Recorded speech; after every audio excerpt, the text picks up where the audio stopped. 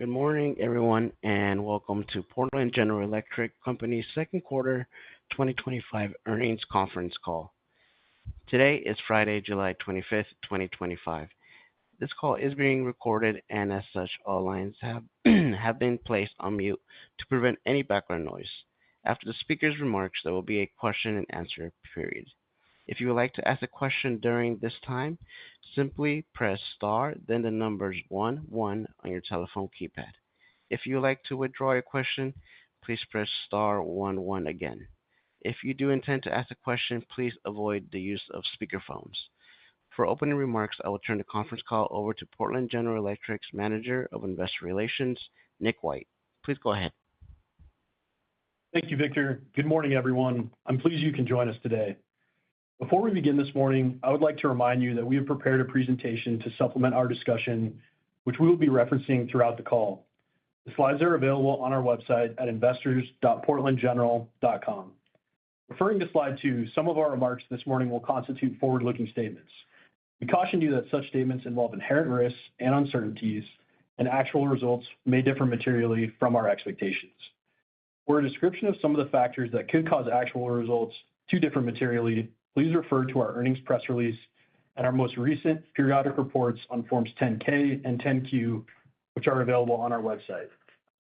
Turning to slide 3, leading our discussion today are Maria Pope, President and CEO, and Joe Trpik, Senior Vice President of Finance and CFO.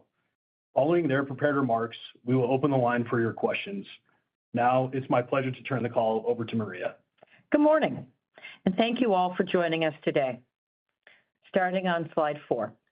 Our second quarter has been marked by strong execution across the business and significant advances in each of our 5 strategic priorities, which we've outlined in previous calls. First, investing in customer-driven clean energy goals. Second, working to keep customer prices as low as possible. Third, supporting data center and high-tech growth and the region's economic development. Fourth, reducing risk through operational execution, system hardening, and wildfire policies. And fifth, promoting an investable energy future for Oregon, updating our corporate structure and aligning legislative and regulatory policies. Today, we stand at the intersection of high growth and, in Oregon, a continued focus on clean energy, all while driving to meet customer needs reliably and affordably. Let me describe the progress we have made in each area. Clean energy. To align with the One Big Beautiful Bill and take advantage of the changes to investment tax credits and production tax credits, we're undertaking a price refresh in our 2023 RFP and accelerating our 2025 RFP procurement.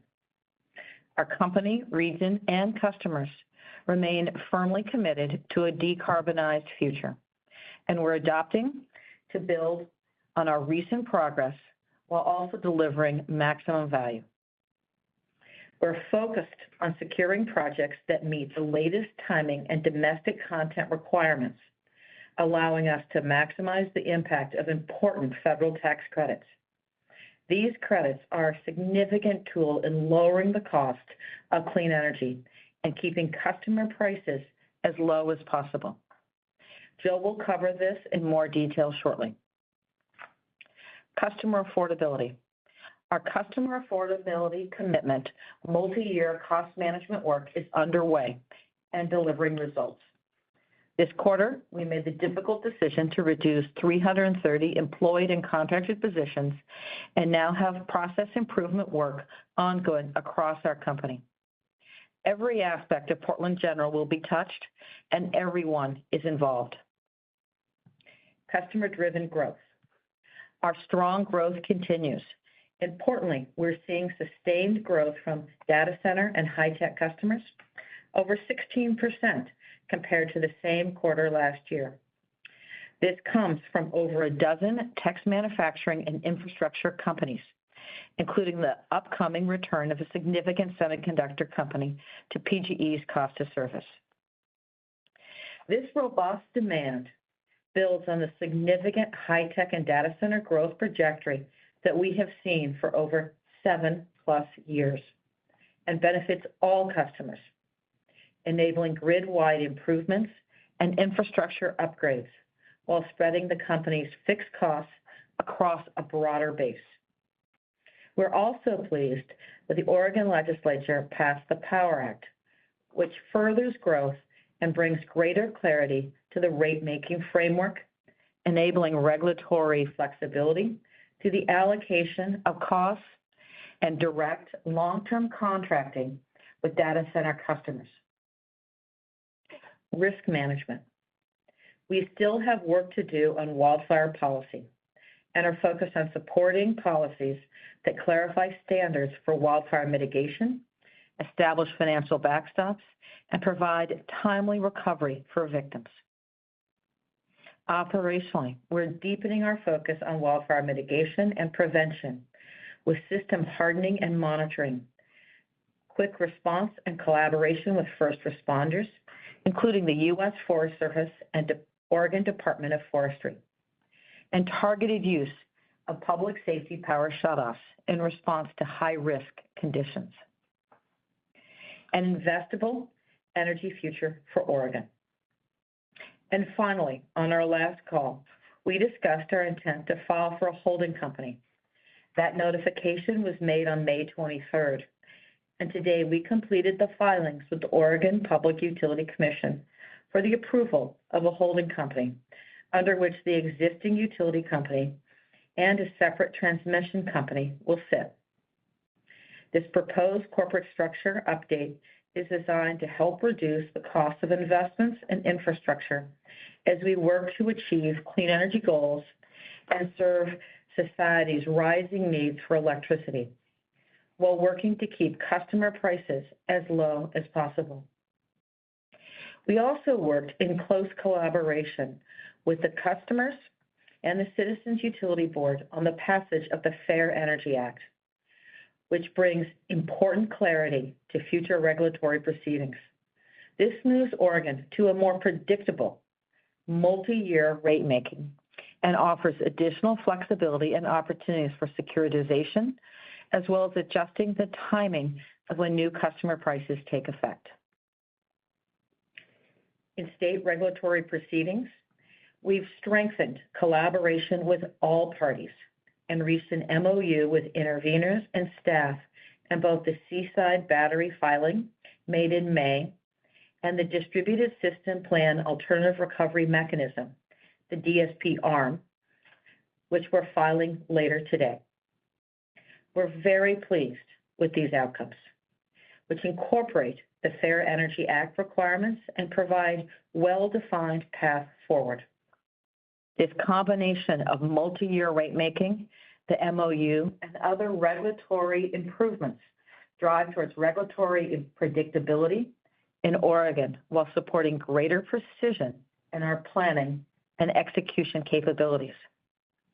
I want to recognize PGE's legislative and regulatory teams for the exceptional work and outcomes achieved this quarter. This includes important progress made on numerous complex topics, outcomes that move PGE forward in serving our customers. Now let's turn to slide 5 for financial results, and then I'll turn it over to Joe. For the second quarter, we reported GAAP net income of $62 million, or 56 cents per diluted share. On a non-GAAP basis, net income was $73 million, or 66 cents per share. This compares to second quarter GAAP net income of $72 million, or 69 cents per diluted share. Q2 2025 non-GAAP results exclude business transformation and optimization expenses as part of our customer affordability commitment and the updates to our corporate structure. This has been a busy quarter for Portland General Electric. We continue building on the momentum of the first half of 2025, executing on expectations and delivering results. We remain laser-focused on our strategic priorities and continued execution. Thank you to the entire PGE team for your work this quarter, bringing safe, reliable energy to our customers, and building upon our strong operational capabilities to deliver value for our stakeholders and the communities we serve. With that, I'll turn it over to Joe. Thank you, Maria, and good morning, everyone. Q2 has indeed been a busy period for PGE, and we've climbed a bunch of hills across the organization. Turning to slide 6, our results reflect significant demand growth from industrial customers, mild spring temperatures, and the maturing of our cost management and optimization program.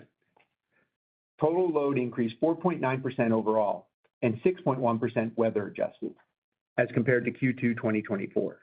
Residential load decreased 2.3% quarter over quarter, but increased 1% weather adjusted, highlighting the warmer than average temperatures in April and May.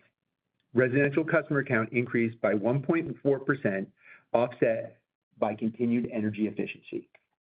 Commercial load increased slightly at 0.3% overall, or 0.7% weather adjusted. Industrial load, particularly from data centers, continued its rapid acceleration, with Q2 demand increasing 16.5% on a nominal and weather adjusted basis.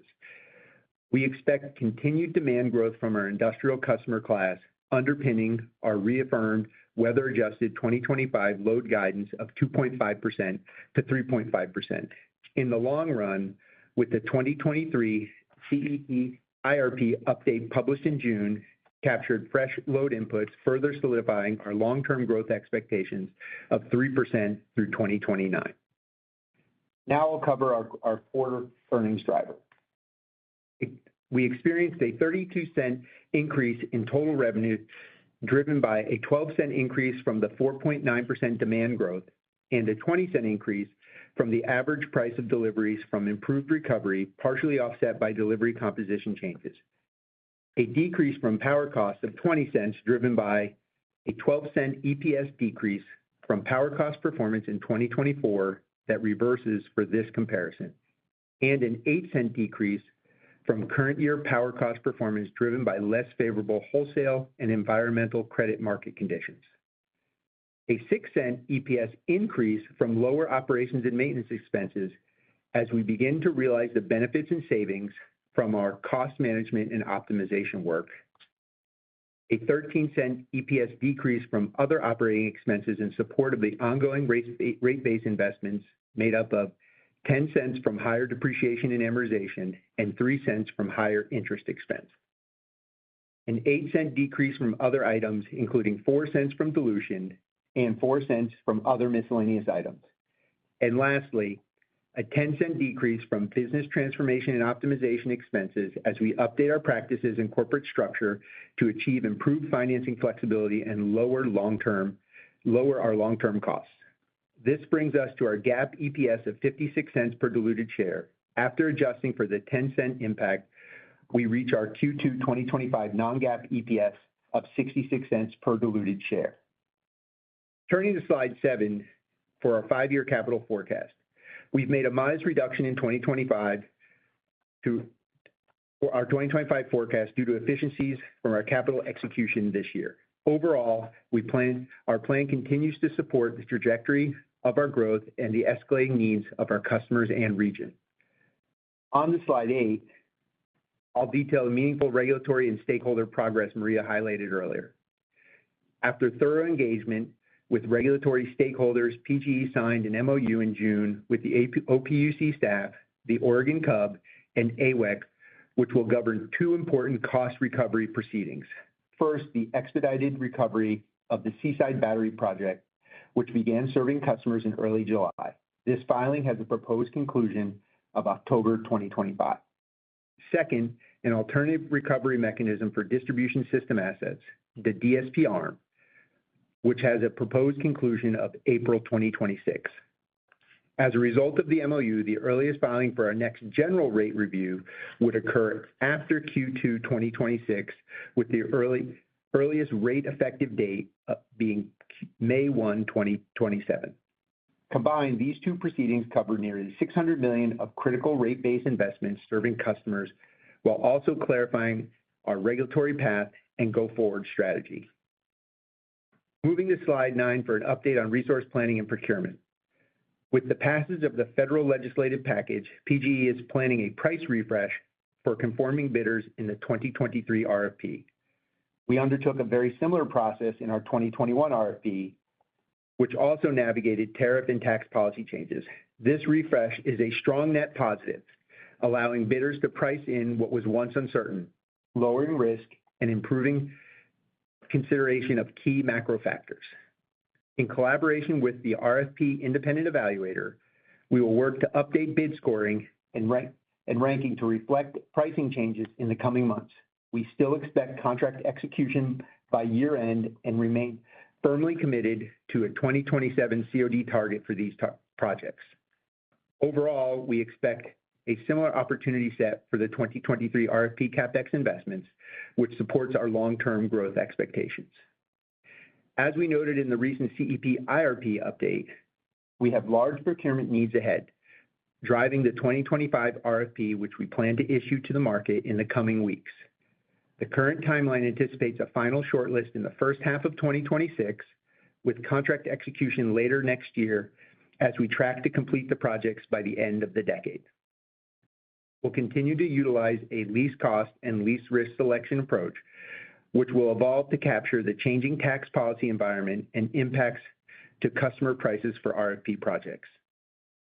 At this time, we see limited tax credit exposure for the 2023 RFP projects, especially given the firm end of 2027 COD requirement. For the 2025 RFP projects, tax credit eligibility will be key as we evaluate acceleration to keep customer price impacts as low as possible. In both the 2023 and 2025 RFP, we are focused on maximizing tax credits to dampen customer price impacts. On to slide 10 for our liquidity and financing summary. Total liquidity at the end of Q2 was $980 million, and our credit ratings and outlook remained static since the last quarter. As of June 30, we have $104 million of equity priced but not drawn under our ATM.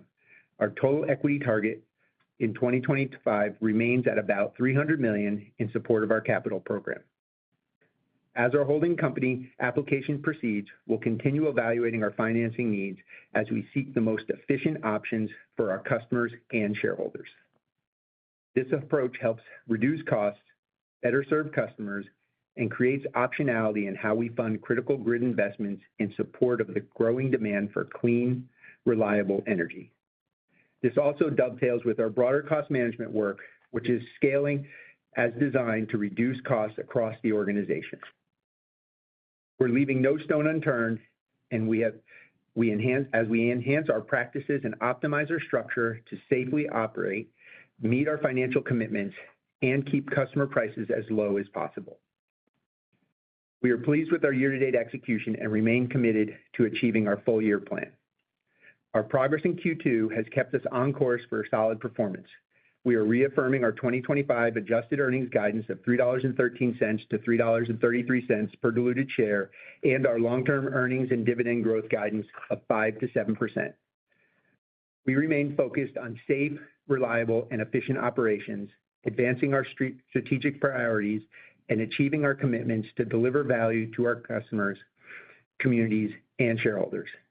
And now, operator, we are ready for questions. Thank you.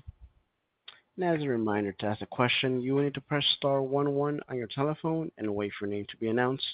To withdraw your question, please press star 11 again. Please stand by while we compile the Q&A roster. One moment for our first question. Our first question will come from the line of Richard Sunderland from JP Morgan. Your line is open. Hey, good morning. Thank you for the time today. Morning, Richard. Morning. You know, a lot of things in motion here. Appreciate all the color. Maybe starting with this MOU and the Seaside and distribution recovery proceedings, how do you think that MOU informs the path to actually progress through those two proceedings in a fashion versus a general rate case more broadly? I guess I'm curious how you think these proceedings will be different. Is this just a focus on the prudency of capital maybe to frame it more broadly, how do you think about the $600 million of rate base you highlighted as in those two proceedings, and how interveners are going to evaluate that under the terms of the MOU? Great. Great question. And first of all, I think we've really front-loaded a lot of the discussion with regards to the Seaside Battery projects, which, by the way, is fully operational and delivering tremendous value to customers, keeping energy prices lower as we're into these hot summer months.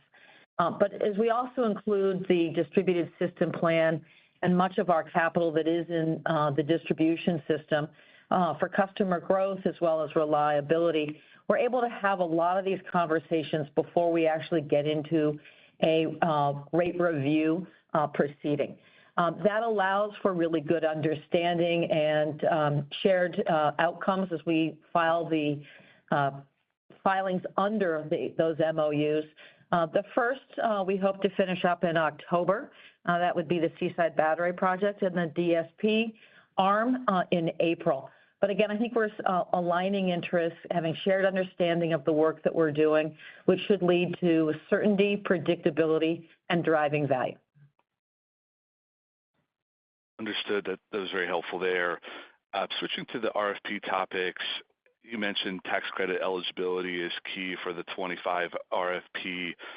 I guess turning back to 2023, how do you think about the price refresh and then opportunities to execute those projects in the back half of the year? Is there a potential to accelerate some of the procurement from the 23 RFP where you seem less concerned with the tax credit eligibility? I guess just 23 versus 25 RFPs, any other dynamics you'd highlight there? Thank you. Hey, Richard.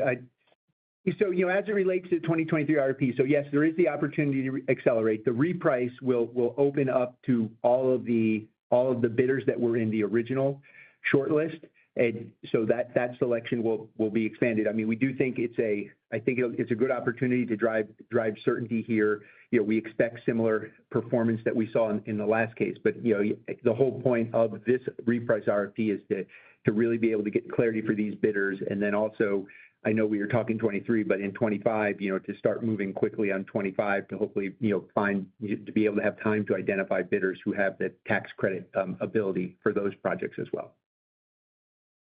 Got it. That's helpful. And then, sorry, just one final cleanup from me. The business transformation efforts and the cost there, are those going to continue over the balance of the year into next, or is that kind of a one and done on this quarter? Thank you. Yeah, as it relates to the business transformation, we're just getting rolling. I mean, we're pretty excited about the momentum that we've created. We would expect that we'll incur costs or investments as it relates to the business transformation into next year. A collection of costs related to change management as well as other items.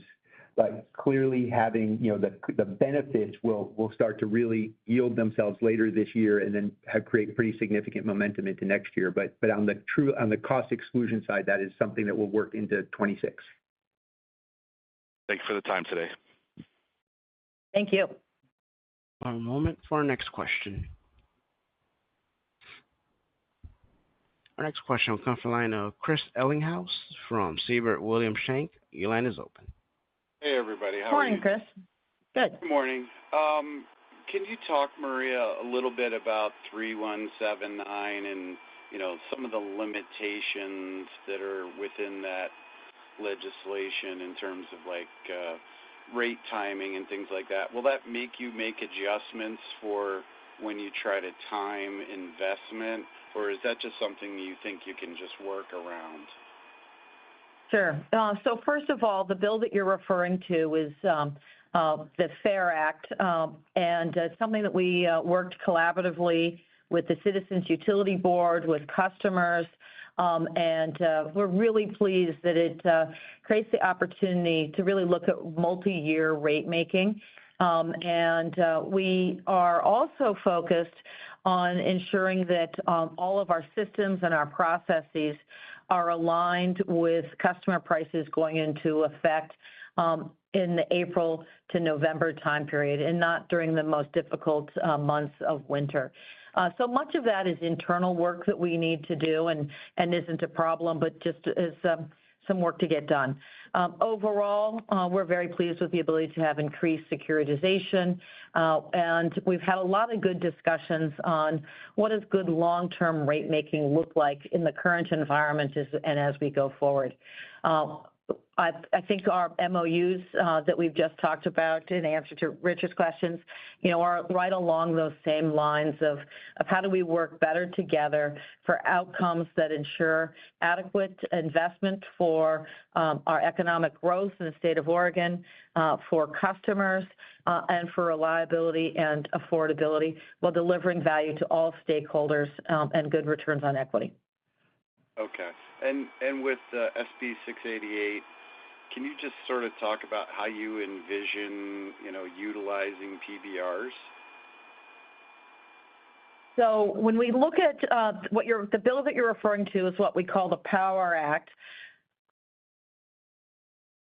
And as we look to that, we're looking at performance metrics that are connected to our core work. In terms of performance rate making, I don't think we've been long talking about this with our regulators, and I'm not overly concerned about working through these issues. Obviously, we need clean energy efficiency, and these aren't new concepts. In fact, you probably know that we have some of the most productive energy efficiency programs in the entire country. And Portland General Electric's customers, we have the #1 clean energy program. But as we also look to serving a diversified and growing customer base, particularly data centers and semiconductors, all of these things work together. Okay. In the MOU, and it's probably fairly irrelevant given the timing of the next GRC filing, but going forward into the future, does that MOU have any bearing on utilization of ARMs in the future?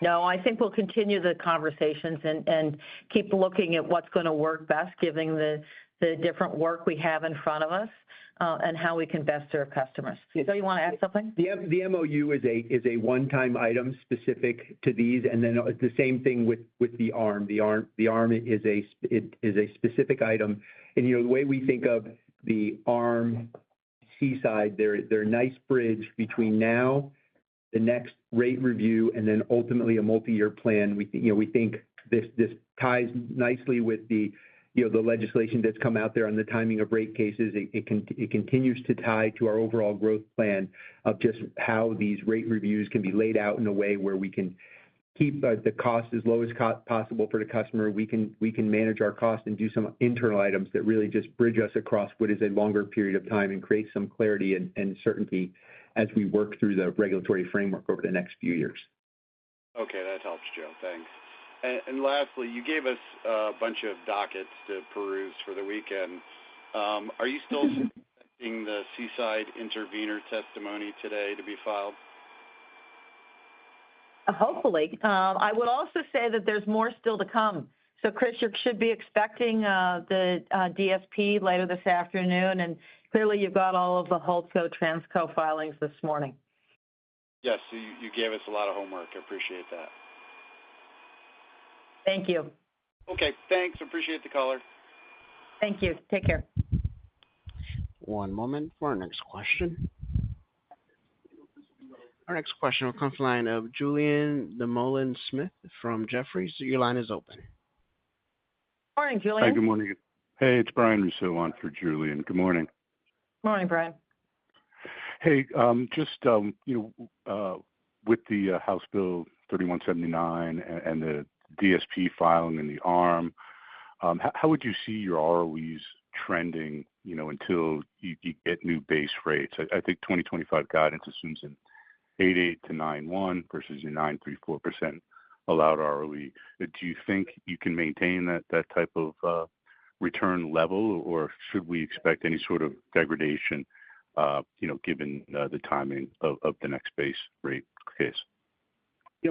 So good morning. Our intention here is that the combination of our cost management actions, the timing of these cases is to really continue in that same type of earnings band. We don't expect to see any additional lag. I think the range that you derived of the earned ROE side continues to be where our expectation lies with, even considering this legislation. In all honesty, our regulatory plan, our growth plan, contemplates something very similar to this. So we'd expect our performance, that relative earned to allowed, to be consistent over this period.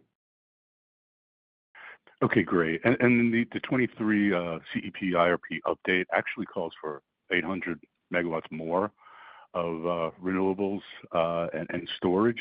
And I'm just curious, with the OBBB, and does that increase Portland General's competitiveness to essentially improve the win rate, which I think, historically has been about 25%? So we talk about 25% as sort of a baseline that's in our financial forecast, but our actual performance has actually exceeded that. As when we work with parties on projects that end up as ownership, we're only focused on Portland General Electric customers. We're not looking at other customers to serve. So we're more focused on what would meet the needs of this specific region, and also making sure that we're very cost conscious and cost competitive, as these are all least cost, least risk competitive projects.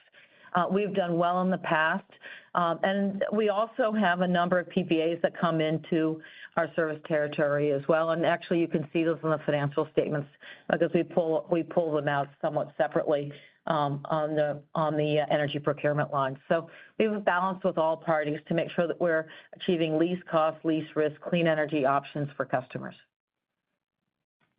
All right. And then lastly, assuming a 12-month review and approval process for the HoldCo, how should we think about kind of the August 2026 kind of new structure and capital markets initiatives? It's a $300 million a year, still applicable with 50/50 financing for RFP related investments, or is there something about this HoldCo structure that can alter that and I guess just make it more efficient?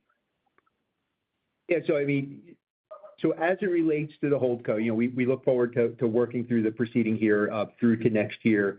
The goal of the HoldCo is to drive flexibility. So as the HoldCo gets ultimately defined and put in place, and as a reminder, right, in addition, there would be a Transco, we will evaluate what flexibility it provides, how it allows us to yield, greater benefits for our customers as well as us. And in that time, we will also rethink what that means to our financing plan.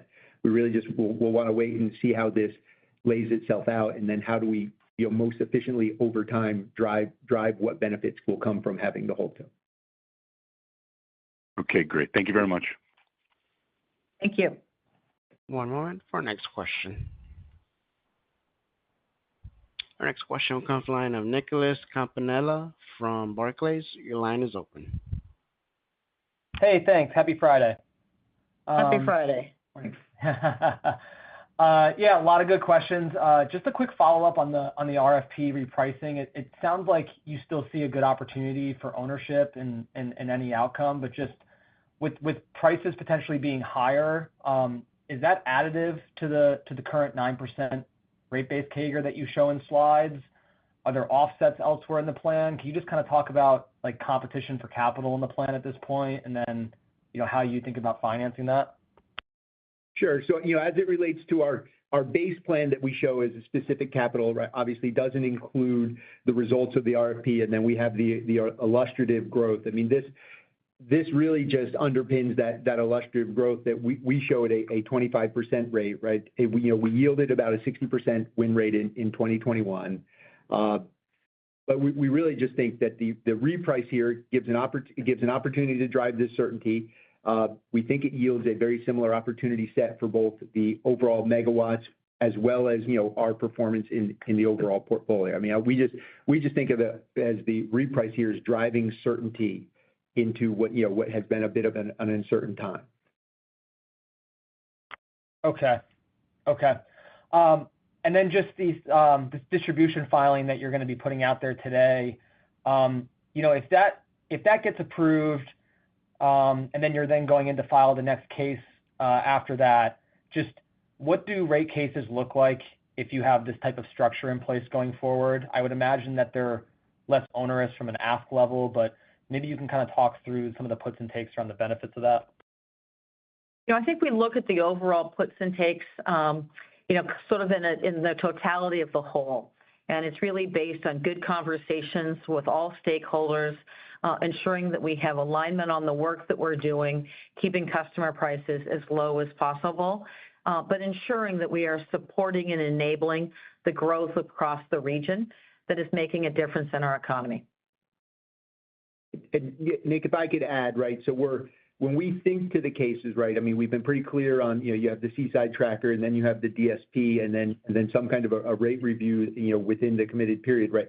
And the goal here is to have predictability both on our side as well as the stakeholder side. It allows us to have time to continue to drive the cost benefits that we're driving into the organization to yield here. But ultimately, I think of these all as steps along a path to get towards a multi-year plan, which gets to a place, I think, for both parties where we can, get clarity and have clarity over longer periods of time here instead of, some of these small steps. Although I think right now, I think there's some pretty clear, thoughtful, aligned steps that we have. All right. We're looking forward to seeing it. Thank you. Thank you. One moment for our next question. Our next question will come from the line of Greg Orrill from UBS. Your line is open. Morning, Greg. Yeah, good morning. I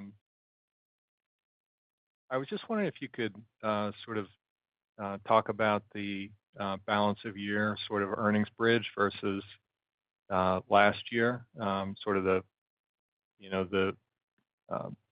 variable power margin, drivers to kind of bridge the gap there, which I think is around 40 cents at the midpoint. 2024 and 2025 are a little bit of a challenge to compare. As you recall, in 24, very front-end loaded. Now, we came in above the midpoint of our guidance there on the actual results, but it was, a lot of that earnings was in the first half of the year, and it was weighted to what were some pretty favorable market conditions that occurred both on a load consumption side, but also on a favorable pricing side at the same time. And if you recall, in Q3 and Q4 of last year, we tailed off pretty significantly to where Q4 was quite a low performer.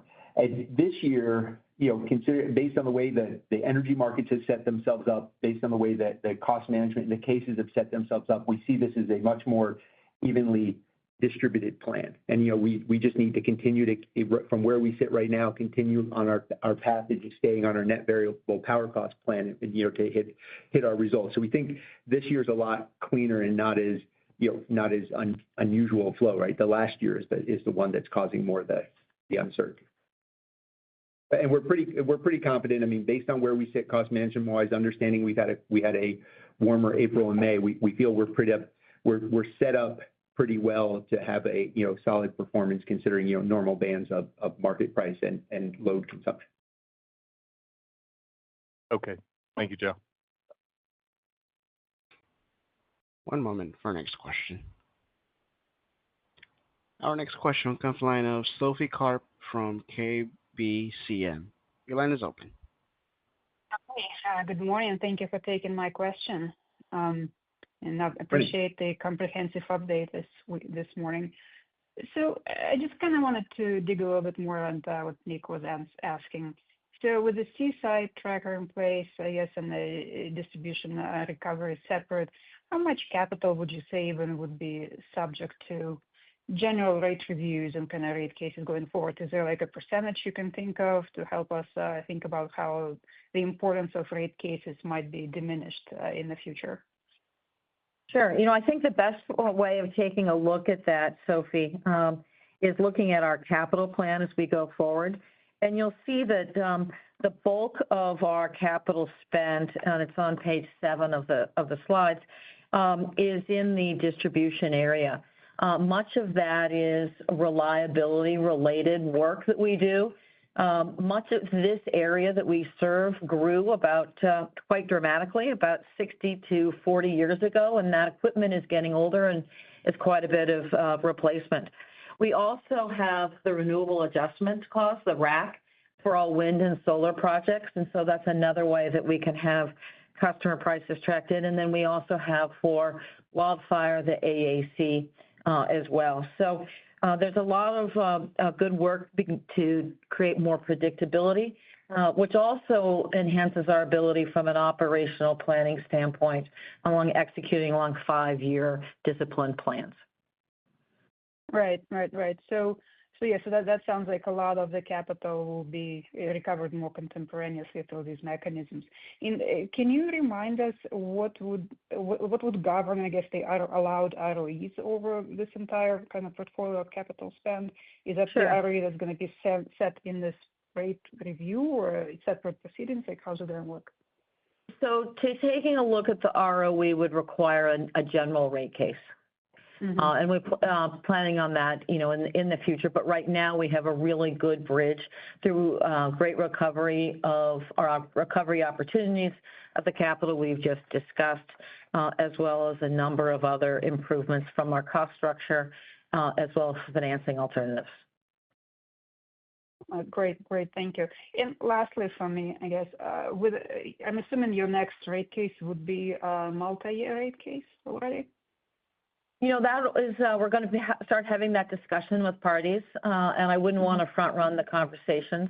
There's benefits to that allow for greater certainty of sort of the blocking and tackling kind of capital that we do, which we've long benefited from in terms of clean energy. Yeah, I think Sophie, right. We think we have a clear path to ultimately get to it. I mean, it'll be up to just working collaboratively with the groups to determine if that case is it. But we think we are well on the path here, and it's just a matter of which case it will follow. Sounds good. Thank you. I appreciate the time. Thank you.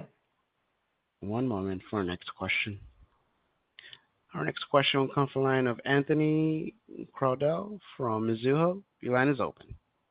Hey, good morning, team. Morning. Morning. Hey, I wanted to jump on Nick's question, and I think Nick was jumping on Richard's question but I understand you may not want to answer it. On one of the other earnings calls we had earlier this week, one of the companies was talking about when you look at renewable projects and there's changes in tax law, or I'm just going to use the word like there's some turbulence in the whole business model, it's benefited certain developers and hurt other developers.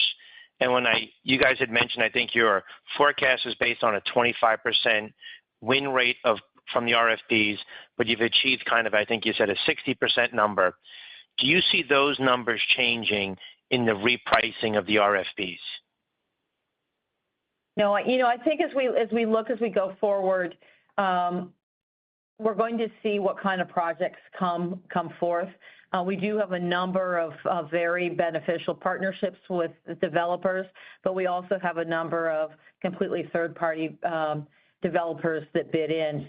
The 25% that you're referring to is illustrative in our forecast and sort of a baseline. As Joe mentioned, our most recent build percentages were about 60%.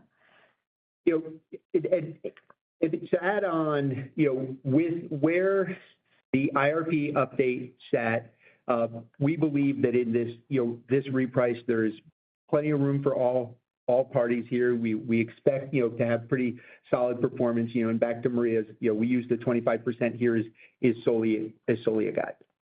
I think we need to remember that we have a great window while we have investment tax credits and production tax credits that can significantly reduce the cost of clean energy in customer prices.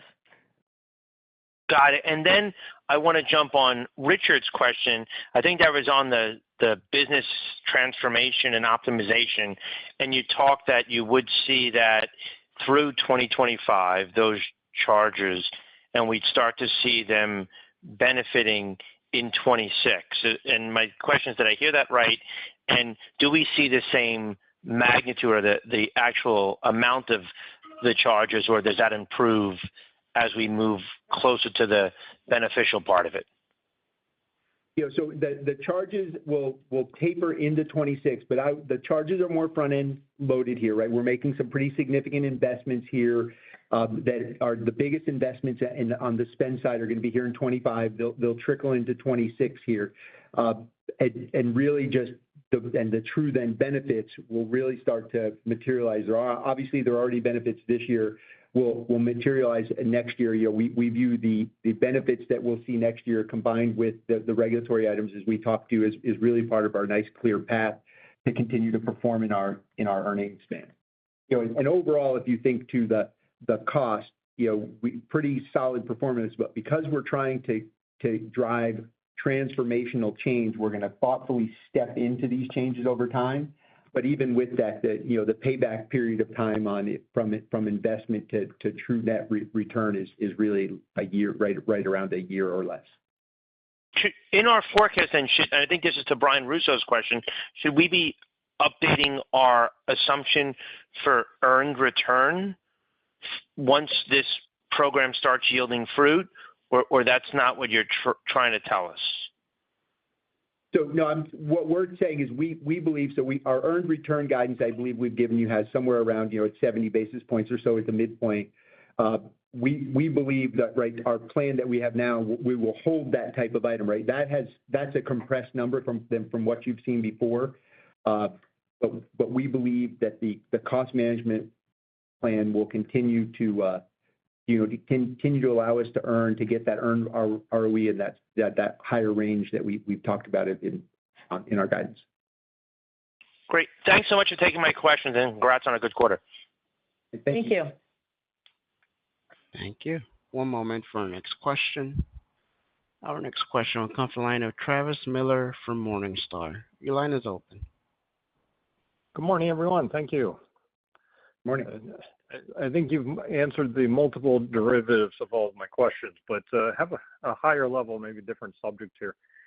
As you get more of this industrial demand growth and that becomes a larger share of your total demand, how do you see that now, or how do you anticipate that changing purchase power costs, that variable costs, anything involved in the wholesale market?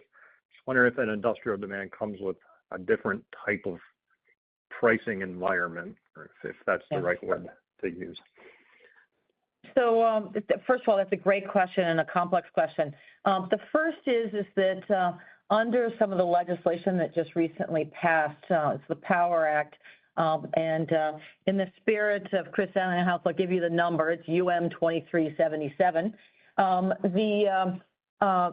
We are able to do long-term contracting with key customers, in particular with data centers. 10-year-plus contracts, which will make a big difference in how we're able to securitize that investment into infrastructure and enable better financing long-term. From a power cost standpoint, that will go all the way into generation projects, which should overall reduce power cost pressures on all customers. From the power cost side, many of the things that we have been doing have made a tremendous difference already.